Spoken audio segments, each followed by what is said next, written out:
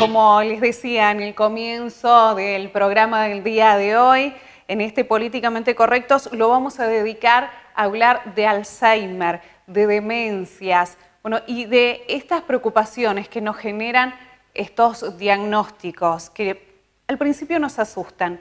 Pero vamos a estar hablando con el doctor Janus Kremer, quien es especialista. Bueno, te contaba, ¿no? Un poquito el currículum del doctor Kremer, todo lo que ha hecho a lo largo de su vida y cómo ha estado trabajando para conocer un poquito más acerca del Alzheimer. Bienvenido, doctor Kremer. Muchísimas gracias por acompañarnos. Buenas tardes, Eli. Un placer estar con ustedes y con toda la gente querida de DESA.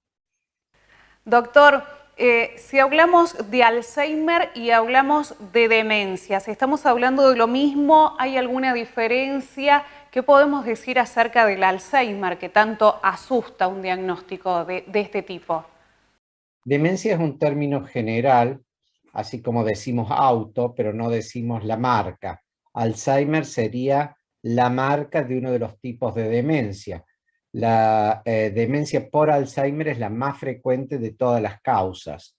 Hay otras causas que también son frecuentes, como la demencia vascular, que antes se llamaba arteriosclerosis, y en el vocabulario popular siempre hubo una confusión que mezclaba demencia vascular y Alzheimer, lo mezclaban bajo la bolsa de gatos, que era la idea de demencia senil, que es un término absolutamente incorrecto, que lamentablemente se sigue usando no solamente en el público, sino por muchos colegas. Es muy frecuente que yo tenga que actuar como perito o tenga que certificar a algún paciente o cosas por el estilo, y vienen con certificados de colegas que dicen demencia senil. Demencia senil es un término que no existe, al igual arteriosclerosis, no tienen ningún valor ni médico ni técnico ni legal. Por lo tanto, si alguien recibe un certificado que tiene que ir a la justicia, probablemente sea refrendado, porque los jueces no reconocen un término que no está en los diccionarios médicos. Por otro lado, demencia, ¿cómo se la define? Demencia es un grado de deterioro intelectual. Hace unos años estábamos acostumbrados a ver los pacientes con demencia ya en un grado avanzado, por eso el viejo chiste popular de me estoy olvidando, me agarró el alemán, hoy es un chiste ya viejo que no se usa, porque hemos logrado entrenar a la gran mayoría de los médicos de atención primaria y a médicos del interior, no solamente del país. Nosotros hemos formado profesionales desde México a Ushuaia, te diría, y en todos estos años, y hemos entrenado a los médicos de atención. Cuando me refiero a mí, o digo hemos, es todo el grupo de los médicos, del grupo de los médicos que hacemos Alzheimer en Argentina, que seremos unos 10 grupos aproximadamente, grupos que nos dedicamos exclusivamente a esto. Y hemos viajado muchísimo por todo, básicamente por todo el mundo, aprendiendo y enseñando a clasificar. Entonces te decía, demencia es un grado de deterioro, ya es un grado en el cual el paciente está deteriorado de tal modo que es irreversible, es como que pasaste la puerta giratoria y no tiene vuelta atrás. Pero hoy estamos capacitados de hacer diagnóstico mucho más temprano. Entonces, ni siquiera todavía hay pérdida de memoria, cuando antes de la pérdida de memoria aparecen cambios en la capacidad de organización o cambios en el lenguaje o simplemente cambios en el estado de ánimo. Hoy sabemos detectar eso como primeras luces de diagnóstico temprano de Alzheimer y podemos hacer un diagnóstico unos 10, 15 años antes de que aparezca la pérdida de memoria.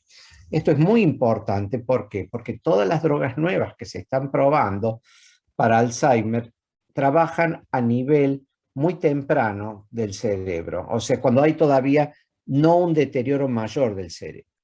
El cerebro normal, como es el modelo un cerebro normal pesa 1,5 kilos. Un cerebro con Alzheimer, pesa 1 kilo. Quiere decir que en los 15 o 20 años que se desarrolló la enfermedad, se va a perder un 35% de masa cerebral.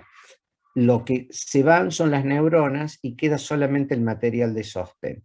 Cuando vos ves el cerebro en una autopsia de un paciente que murió con Alzheimer, es chiquito, chiquito, chiquito.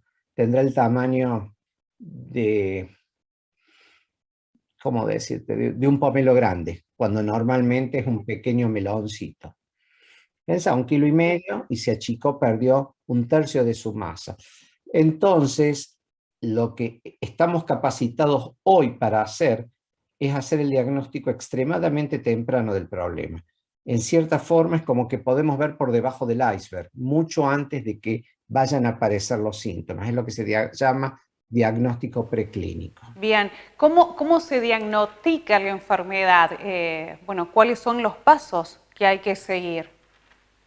Primero que nada hay que ser sumamente prolijo en la recolección de la información en este punto tan temprano que yo le estoy explicando, que es de hacer diagnóstico temprano, es el paciente propiamente quien hace la consulta. En los pacientes con Alzheimer establecido los traen.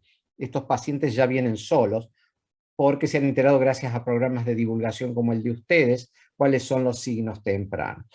Entonces el primer paso es hacer un diagnóstico o una entrevista lo más prolija, correcta, y después toda una serie de pasos de estudios que implican estudios de sangre, estudios cardiovasculares. Usted me va a decir, bueno, pero ¿qué tienen que ver, Kremer?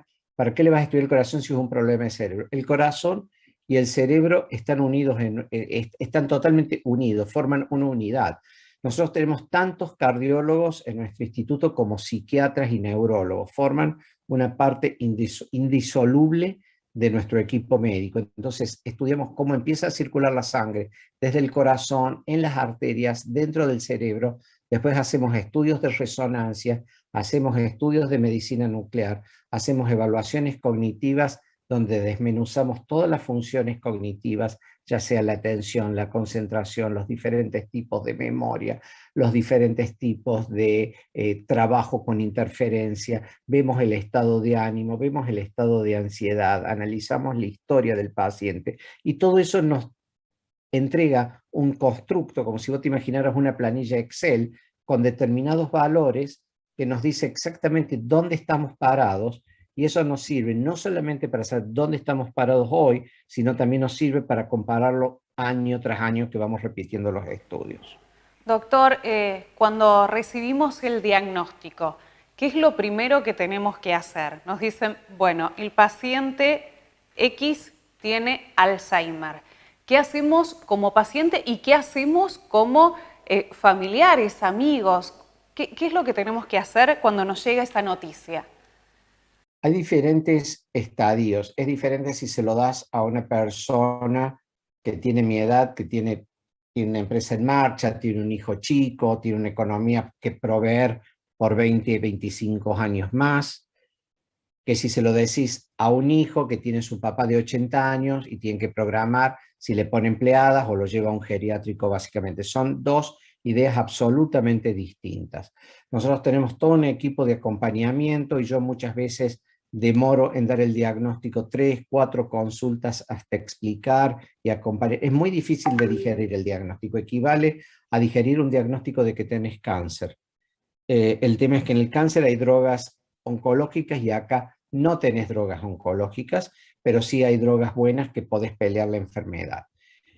Entonces, lo que entrenamos a la gente es a cómo pelear la enfermedad, todos los métodos de tratamiento no farmacológicos como dieta, actividad física, actividad intelectual y toda una serie de parámetros para frenar la enfermedad que no sea tan grave y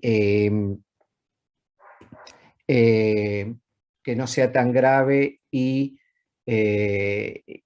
evitar, ¿te acordás que hablábamos antes de una componente vascular de la enfermedad? Por lo menos si tiene Alzheimer, que no agregue múltiples ACV, que no agregue múltiples infartos. Entonces, le ayudamos en todo ese aspecto.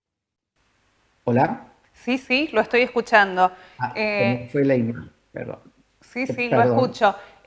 Cuénteme un poco acerca de los tratamientos. ¿Cuáles son los tratamientos actuales, ¿no? ¿Qué es Los lo tratamientos último? actuales son, lo último que tenemos son, actualmente de hecho, estamos volviendo a fórmulas que aunque usted se ría, es increíble, estamos volviendo a fórmulas bíblicas.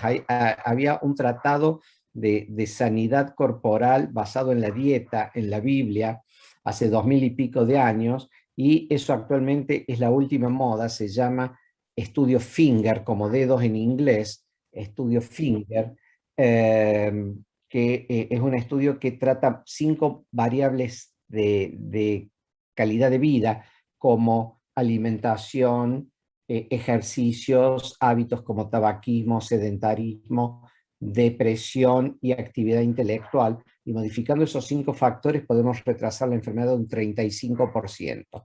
Por otro lado, tenemos medicamentos que están conectando las neuronas que se habían desconectado con el Alzheimer. Tenemos 3 tipos de medicamentos para ese aspecto. Y por otro lado, estamos probando en nuestro instituto y en estos otros 10 centros de la Argentina que les mencionaba, y serán unos 15 centros en toda Latinoamérica, varias drogas nuevas que son especies de vacunas, de hecho algunas bastante parecidas a las que se están usando actualmente en COVID, que tratan de frenar el mecanismo degenerativo por el cual mueren las neuronas. Son 2 proteínas anormales, se está trabajando sobre los distintos mecanismos de estas proteínas anormales. Ahora estamos por empezar 2 estudios, y estamos por empezar un tercer estudio sumamente interesante con una empresa de Dinamarca, que va a trabajar considerando a la célula nerviosa una célula diabética, tratando de modificar la energía de la glucosa dentro de la neurona. Y aparentemente tendría un rol importantísimo, y ese estudio está por empezar en 15 días, va a durar 3 años en nuestro instituto. Entonces se están probando Doctor, muchísimas cosas, como ustedes. la verdad que sí. Bueno, muchos estudios de los que usted también forma parte, y vamos a seguir conversando en el próximo bloque. Hacemos una breve pausa, ya volvemos con Políticamente Correctos, hoy hablando de Alzheimer.